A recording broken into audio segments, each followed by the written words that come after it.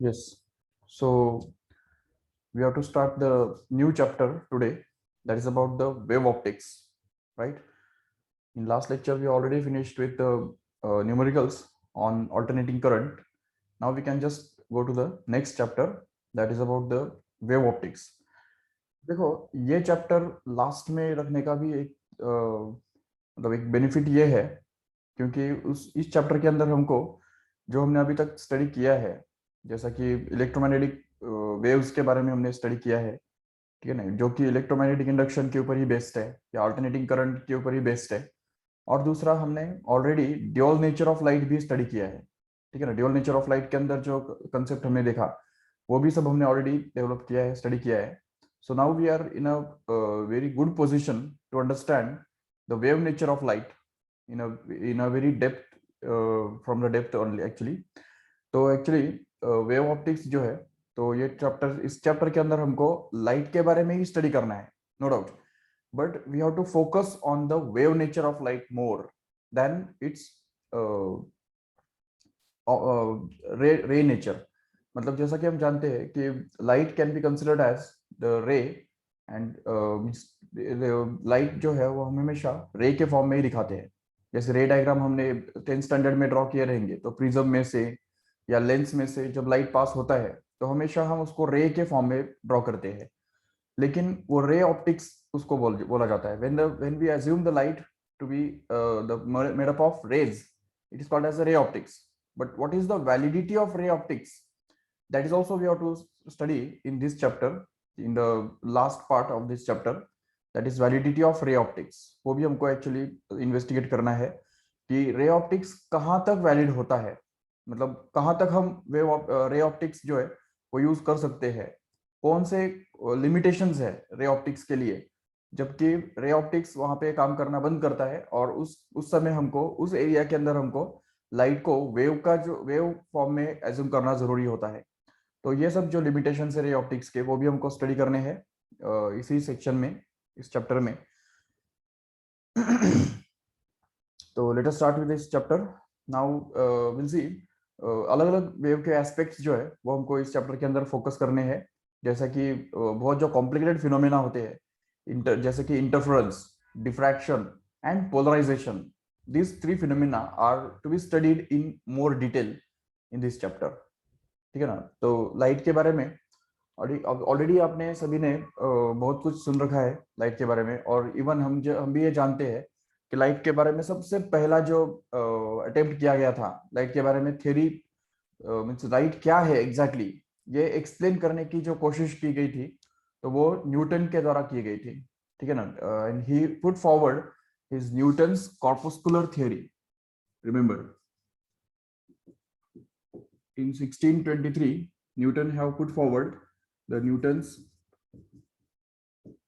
corpuscular theory of light। उसमें उसने light के बारे में ये बताने की कोशिश की कि एग्जैक्टली लाइट क्या है, लाइट के जो हम प्रॉपर्टीज देखते हैं वो क्यों है। तो वो सब चीजें जो है तो वो उसने एक्सप्लेन करने की एक छोटी सी कोशिश की थी, जिसके अंदर उसने लाइट को कार्पुस्कल्स के फॉर्म में इमेजिन किया था, ठीक है ना। सबसे पहला अटेम्प्ट न्यूटन ने किया था लाइट के बारे में एक्सप्लेन करने के बारे में, और उसने लाइट को कार्पुस्कल्स के फॉर्म में इमेजिन किया था। Light is made up of corpuscles. Corpuscles means जिनका बायोलॉजी है उनको पता है, ब्लड के अंदर छोटे छोटे पार्टिकल्स होते हैं, उनको कार्पुस्कल्स कहा जाता है। तो सेम वैसे ही न्यूटन ने क्या किया, light is made up of corpuscles, ये सबसे पहला उसका असम्पशन था। And these corpuscles are nothing but the small particles, teeny particles having very small masses। That means the Newton's corpuscular theory tells us that the light consists of corpuscles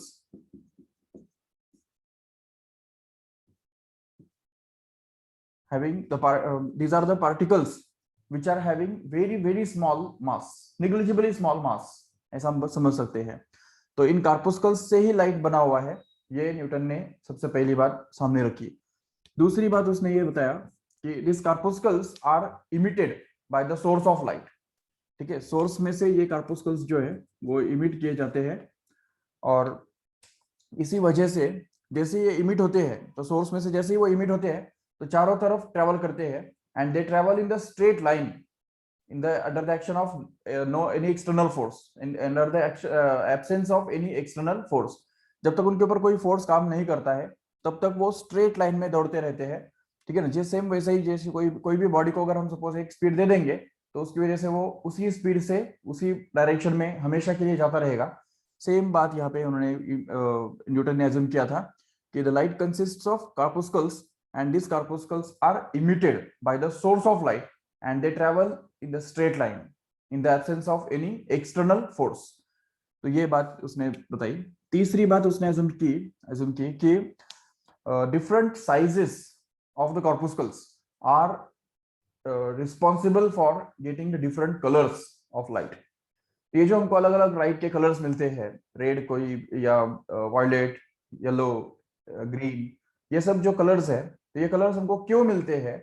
क्योंकि इन कार्पुस्कल्स का size अलग अलग होता है और उसकी वजह से हमको अलग अलग कलर्स मिलते हैं। So different colours of the light is responsible for और due to the different sizes of light. तो उसने कलर्स को साइज के साथ रिलेट किया, बिल्कुल। तो colours of the light are due to the different sizes of the corpuscles. ये तीसरी बात उसने इंक्लूड की। चौथी बात उसने ये बताया कि whenever these corpuscles reach towards the surface of a reflecting surface, ठीक है ना, कोई भी reflecting surface just like mirror और वाटर, जहाँ पे रिफ्लेक्टिंग सरफेस होता है, तो रिफ्लेक्टिंग सरफेस के नजदीक में जब ये कार्पुस्कल्स आते हैं तो उसकी वजह से वो ये कार्पुस्कल्स का क्या होता है? रिपल्शन होता है, repulsion. Okay, repulsion, that means the corpuscles are repelled by this reflecting surface, ठीक है ना, and that's why reflection takes place. That means जैसे ही कार्पुस्कल्स, ये मान लो एक रिफ्लेक्टिंग सरफेस है, जैसे ये कार्पुस्कल यहाँ पे इस सरफेस के नजदीक आएगा, that will be repelled by this surface, and because of that repulsion the corpuscle will just get thrown back in the same medium, and that is nothing but the reflection of light. The reflection of light can be explained on the basis of this repulsion. Okay, the force exerted by the reflecting surface on the corpuscles causes the reflection of light from any reflecting surface like mirror. And fifth point he included here is nothing but the refraction. Refraction explain करने के लिए उसने क्या किया, देखो ठीक से। refraction, refracting surface जो होता है तो वो क्या करता है? कार्पुस्कल्स को अट्रैक्ट करता है, instead of repelling it attracts. So that means attraction is there. तो सिंपल सी बात ये है कि whenever the corpuscles just reach towards the refracting surface, they just get attracted towards it, and because of that they are absorbed by that refracting surface, and as soon as they absorb, they pass through it, and hence refraction takes place. That means the light enters from one medium into another medium because of this attraction phenomena that is explained by the Newton. So all these are the points, important points made by the Newton in this corpuscular theory. Okay, but as we can see here that the corpuscular theory explained the small number of things, but it has created some questions, or it has created many questions than the things he explained. मतलब Newton ने जितने चीजें explain की कार्पुस्कुलर theory के basis पे, उससे ज्यादा questions खड़े किए, ठीक है ना। तो उसमें देखेंगे ठीक से कि सबसे पहले उसने क्या क्या एक्सप्लेन करके दिखाया, तो उसको बोलेंगे मेरिट्स।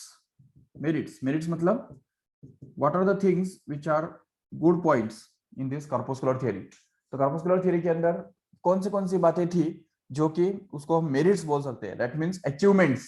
कार्पुस्कुलर थ्योरी के अचीवमेंट्स उसको हम बोल सकते हैं। What are the achievements of this corpuscular theory? तो सबसे पहली बात ये कि why the light travels in straight line can be easily explained on the basis of this corpuscular theory. The second thing is that colours का जो explanation है, मतलब why the light have different colours, that can be explained on the basis of this corpuscular theory. तीसरी बात, reflection of light can be explained, we can say laws of reflection. The laws of reflection, all the three laws of reflection can be literally proved on the basis of this corpuscular theory, no doubt. And even refraction also, refraction भी explain किया जा सकता है in a better way using this corpuscular theory. So all these are the merits of this corpuscular theory, no doubt. तो उसने ये इतनी सारी चीजें जो है वो एक्सप्लेन तो की, लेकिन अभी हम देखेंगे what are the demerits of this corpuscular theory. Demerits in the sense, मतलब ऐसी चीजें जो वो एक्सप्लेन नहीं कर पाया. तो इसमें सबसे पहला आता है कि जो कॉम्प्लिकेटेड फिनोमेना है लाइट के अंदर के, जैसा कि इंटरफेरेंस. ठीक है ना. If there is a dark room, suppose ये एक डार्क रूम है, और इस डार्क रूम के अंदर हमने अगर दो पिन होल्स अगर मार्क करके रखे हैं, this is one of the pin hole and this is another pin hole through which the light can enter. तो light can enter only through these two pinholes, suppose here. So as soon as the light source is kept here in front of these pinholes, what happens is we can expect only two spots on the screen, isn't it? सिर्फ यहाँ पे एक दो spots ही हमको मिलने चाहिए, तो ये हम एक्सपेक्ट कर सकते हैं. लेकिन जब देखा जाता है प्रैक्टिकली, जब हम ये करके देखते हैं, तो not only two spots but we can get bright and dark bands like this on the screen. Why this happens cannot be explained on the basis of Newton's corpuscular theory. So this is called as interference of light or interference pattern. We can see whenever the light is allowed to pass through two pinholes or two small slits, what happens is the screen in front of it is illuminated by the bright and dark bands. ठीक है ना. ये जो formation of bright and dark bands जो है, this cannot be explained on the basis of this simple theory. तो ये simple theory के बेसिस पे हम ये एक्सप्लेन नहीं कर सकते हैं कि क्यों ये दो पिन होल्स में से लाइट जाने के बाद सामने वाली स्क्रीन पे ना सिर्फ दो स्पॉट्स, ब्राइट स्पॉट्स, बल्कि bright dark bright dark bright dark ऐसे अल्टरनेट स्पॉट्स कैसे मिलते हैं. That is unexplained on the basis of this corpuscular theory. इसको बोलते हैं इंटरफेरेंस. ठीक है. तो interference of light cannot be explained on the basis of this corpuscular theory. The second thing it cannot be explained here is the diffraction again. So see, diffraction of light cannot be explained on the basis of corpuscular theory. What is diffraction? If light is allowed to pass through a small hole made in the dark room, then in front of that, here on the screen, not only a bright spot is formed, but this bright spot is just surrounded by a dark spot ring. Again it is surrounded by a bright ring, again it is surrounded by a dark ring, and so on like that. So in this way we can just get a number of dark bright rings on the screen here in this way. Whenever the light is allowed to fall or pass through a small pinhole made in this wall, then on the screen in front of it, not only a bright spot, but we get number of dark bright alternate rings here also. This formation of rings around this spot cannot be explained on the basis of Newton's corpuscular theory. This is called as diffraction. Remember, whenever the light is passed through two pinholes and forms bright dark bands alternate here, it is called as interference. But whenever the light is allowed to pass through a small pinhole, single small pinhole, and the screen is illuminated or filled with dark bright rings in this way, it is called as the diffraction. So this diffraction can also not be explained on the basis of Newton's corpuscular theory. So the second point he cannot explain is the diffraction. Okay. And even polarization, this is also an advanced concept in the light. Polarization of light cannot be explained on the basis of this simple theory. So these are the some things which cannot be explained. ये एक point में हम इसको include करेंगे. Second point we can just include here is that अगर Newton's corpuscular theory अगर सच है, correct है, तो उसके हिसाब से देखो रिफ्रैक्टिंग सरफेस के ऊपर इंसिडेंट होने से कॉर्पस्कुलर्स का अट्रैक्शन होता है. तो अट्रैक्शन होने की वजह से क्या होना चाहिए? कॉर्पस्कुलर्स का स्पीड बढ़ना चाहिए कि नहीं? बढ़ना चाहिए. इसका मतलब speed of light in the denser medium must be greater than the speed of light in rare medium according to this corpuscular theory. But the experimental observation is just exactly opposite of that. ठीक है ना। Experimentally हम क्या verify करते हैं, समझो ये denser medium है और ये रेयर मीडियम है। तो रेयर मीडियम के अंदर जो स्पीड लाइट ट्रेवल करता है, तो उसका जो स्पीड है वो होता है 3 × 10⁸ metre per second. Okay, but when the same light enters into some medium just like water और ग्लास और any other, then its speed just reduces by small amount. That means it reduces up to maybe 2 × 10⁸ meter per second, or may become 2.25 × 10⁸ meter per second. Depends on how denser this medium is, or what is the refractive index of this denser medium. उसके ऊपर best, उसके ऊपर depend करता है कि इस light का speed कितना कम होगा, लेकिन कम होता ही है ना, ठीक है ना। लाइट का स्पीड हमेशा डेंसर मीडियम के अंदर जाने के बाद कम हो जाता है। ये एक्सपेरिमेंटल ऑब्जर्वेशन है। जबकि न्यूटन्स का थियरी क्या प्रेडिक्ट कर रहा है कि रिफ्रैक्टिंग सरफेस के ऊपर इंसिडेंट होने से कॉर्पुस्कुलर्स अट्रैक्ट होते हैं, और अट्रैक्ट होने से क्या होगा, स्पीड बढ़ना चाहिए। But actual observation is just opposite to that here. So actually speed जो है लाइट का कम हो जाता है, डेंसर मीडियम के अंदर इंटर करने के बाद लाइट का स्पीड कम हो जाता है। जबकि न्यूटन्स का कॉर्पुस्कुलर थ्योरी कहता है कि the refraction of light takes place due to attraction, and attraction की वजह से स्पीड बढ़ना चाहिए, जबकि होता उल्टा है। तो ये एक कॉन्ट्राडिक्शन हमको मिल जाता है। तो उसको हम एक सिंपल सा एक वर्ड से डिनोट करेंगे, speed of light. Okay, speed of light के बारे में ये कॉन्ट्राडिक्शन हमको मिलता है। That is the second demerit here in case of this corpuscular theory.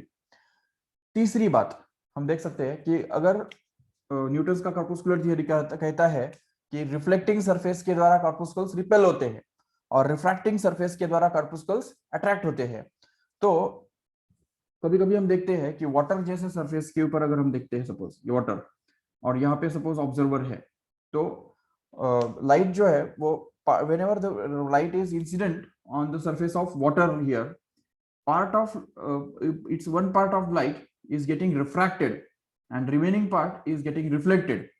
So that means reflection and refraction takes place simultaneously, and why this happens cannot be explained on the basis of this Newton's corpuscular theory again, because अगर यहाँ पे attraction की वजह से reflecting surface अगर attractive है तो उसकी वजह से रिफ्रैक्शन होना चाहिए, और रिफ्लेक्टिंग सरफेस अगर रिपल्सिव है तो उसकी वजह से रिपल्शन होना चाहिए, रिफ्लेक्शन होना चाहिए।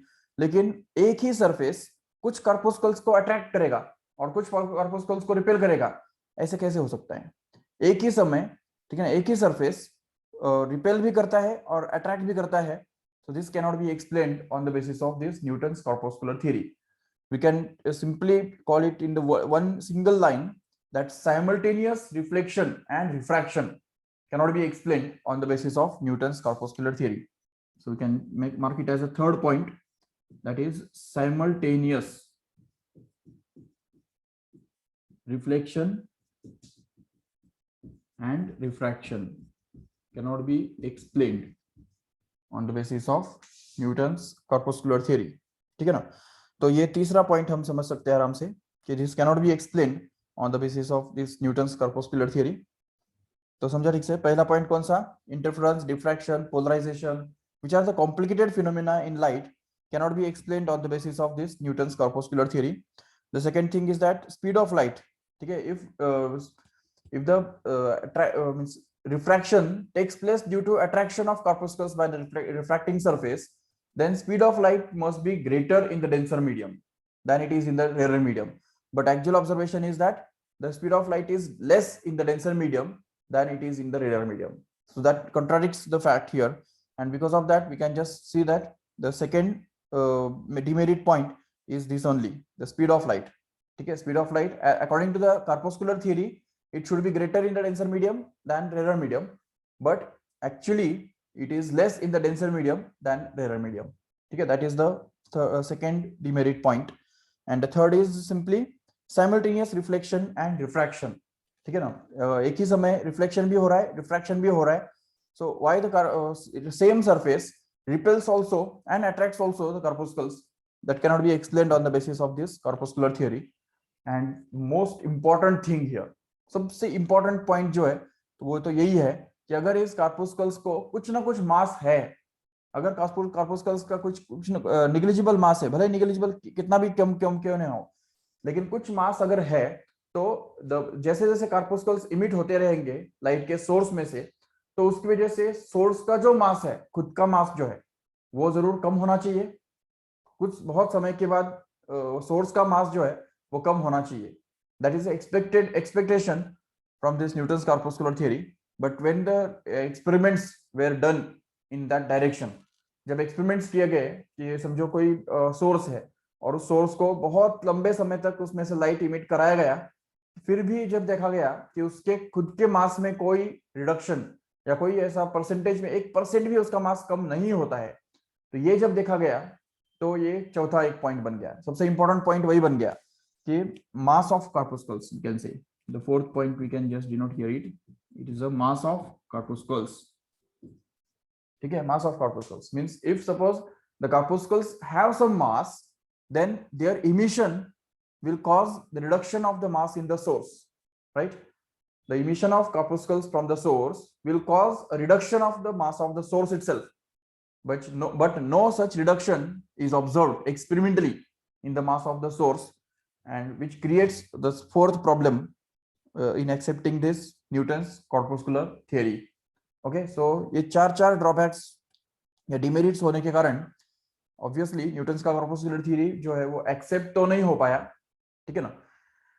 लेकिन एटलीस्ट इसको हम ये इतना बोल सकते हैं कि Newton have done a first attempt to explain the properties of light, right. Light क्या है, लाइट के प्रॉपर्टीज क्या होते हैं, या लाइट के बारे में जो थ्योरी एक्सप्लेन करने का जो या एक्सप्लेनेशन जो उसके जो अलग अलग प्रॉपर्टीज है या लॉज है, तो वो लॉज एक्सप्लेन करने के डायरेक्शन में सबसे पहला जो स्टेप है तो वो न्यूटन ने डाला। वो हम उतना ही हम क्रेडिट दे सकते हैं। बट बाकी न्यूटन्स कॉर्पस्कुलर थ्योरी के अंदर जो भी सब पॉइंट्स हैं, तो उसके बेसिस पे जो एक्सप्लेनेशन हमको मिलते हैं और जो डिमेरिट्स मतलब जो क्वेश्चंस खड़े होते हैं, उसके सामने हम ये बोल सकते हैं कि Newton's corpuscular theory can not be true, ठीक है ना, can not be accepted because of this demerits. चार चार डिमेरिट्स यहाँ पे है। एक तो इंटरफेरेंस, डिफ्रैक्शन, पोलराइजेशन एक्सप्लेन नहीं कर सकता। स्पीड ऑफ लाइट गलत मिलता है हमको। According to the theory we get the speed of light in denser medium more than it is in the rarer medium, but actual fact is the reverse only. And simultaneous reflection diffraction कैसे होता है वो भी explain कर नहीं पाता। And mass of source कम क्यों नहीं होता है? अगर कॉर्पस्कल्स मासिव है, पार्टिकल्स है, उनको उनका मास भले कम है, लेकिन बहुत सारे पार्टिकल्स जब एक सोर्स में से जब इमिट होते रहते हैं, तो उसकी वजह से जरूर मास, सोर्स के मास में कुछ ना कुछ कमी आना चाहिए बहुत समय के बाद at least. That is not observe, ठीक है ना, जो कि एक चौथा डिमेरिट पॉइंट बन जाता है। और इसी वजह से Newton's corpuscular theory was rejected. But afterwards Huygens put forward another theory for the light. Now we'll study what is Huygens wave theory of light.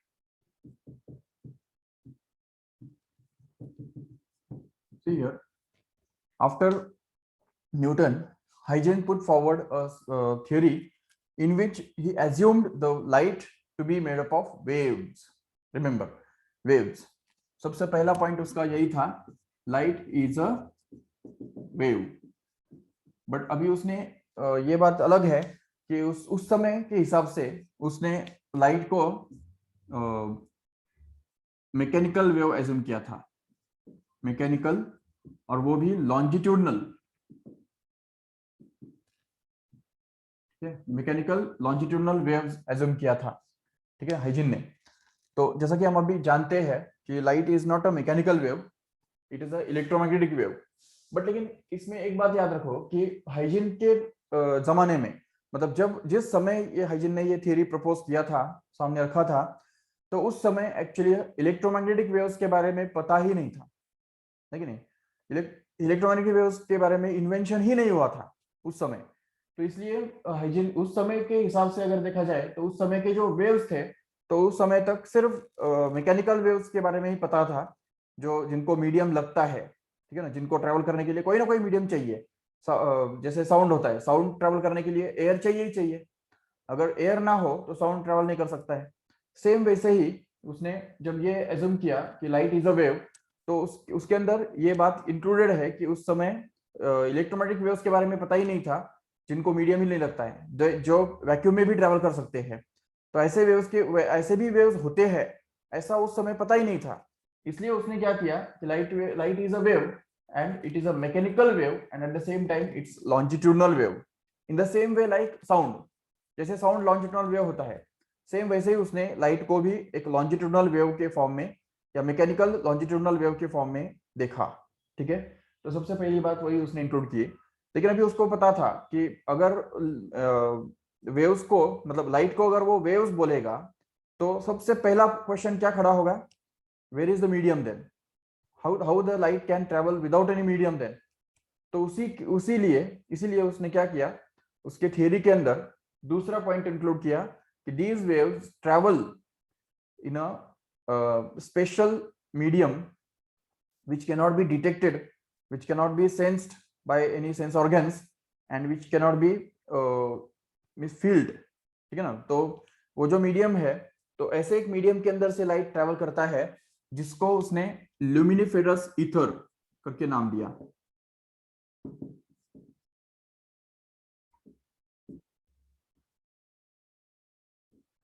Okay, ल्यूमिनिफेरस ether ये नाम का एक मीडियम, जैसे तुमको पता है ऑलरेडी कि ऑर्गेनिक केमिस्ट्री के अंदर कई सारे रिएक्शंस के लिए ईथर नाम का एक जो सब्सटेंस है, लिक्विड है, उसको हम मीडियम के जैसे यूज करते हैं, है कि नहीं। तो रिएक्शंस, कोई भी रिएक्शन कैरी आउट करने के लिए वो ईथर के अंदर कैरी आउट की जाती है। ठीक है, ether is suppose to be best solvent. ठीक है ना, एक बेस्ट सॉल्वेंट के फॉर्म में उसको माना जाता है, जो कि ज्यादा इनर्ट होता है, जिसकी वजह से बहुत सारे केमिकल रिएक्शंस उसके अंदर कैरी आउट किए जाते हैं। सेम वैसे ही, मतलब ये कहीं केमिकल ईथर नहीं है, it is a luminiferous ether. Means ether ये नाम इसलिए दिया गया है कि it is just like a medium. ठीक है, एक्चुअली वो हमारा केमिस्ट्री के अंदर का ईथर नहीं है, वो उसके साथ उसका कोई लेना देना नहीं है। ठीक है, ल्यूमिनिफेरस ईथर मींस लाइट के बारे में वो वर्ड है luminiferous ether. It is a hypothetical imaginary medium which is pervading in all objects as well as in vacuum also। ठीक है, मतलब उसने ये एज्यूम किया कि वैक्यूम के अंदर भी ये ल्यूमिनिफेरस ईथर नाम का जो मीडियम है, वो वैक्यूम के अंदर भी प्रेजेंट होता है। ठीक है ना, एज सच मींस ये ऐसा जो वैक्यूम जिसको हम बोलते हैं परफेक्ट वैक्यूम, 100% वैक्यूम, ऐसा कोई वैक्यूम होता ही नहीं है। ऐसा उसने बहुत बड़ी बात उसने बताई। और भले वैक्यूम भी अगर है, तो उस वैक्यूम के अंदर भी ये जो मीडियम इसको बोल रहे हैं, ईथर जिसका नाम दे रहे हैं, वो मीडियम हमेशा ही प्रेजेंट होता है, ये उसने एज्यूम किया। ठीक है ना, और इसी वजह से लाइट उस मीडियम के अंदर ट्रेवल कर सकता है। ठीक है ना, और उस मीडियम के बारे में उसने ये दो बातें बताई। एक तो इट इज 100% इलास्टिक। ठीक है, मतलब वो इलास्टिसिटी उसका बहुत ज्यादा है, ये उसने एज्यूम किया। और दूसरी बात उसने एज्यूम की उसके बारे में कि it's a 100% transparent also. Transparent means उसका जो डेंसिटी है, तो वो डेंसिटी इतना कम है, जैसे हम जानते हैं एयर का डेंसिटी कम है, इसलिए एयर ही हमको नहीं दिखाई देता है। एयर भी हम देख नहीं सकते, एयर के मॉलिक्यूल्स जो है वो हमको दिखाई नहीं देते, क्योंकि एयर का डेंसिटी बहुत कम है।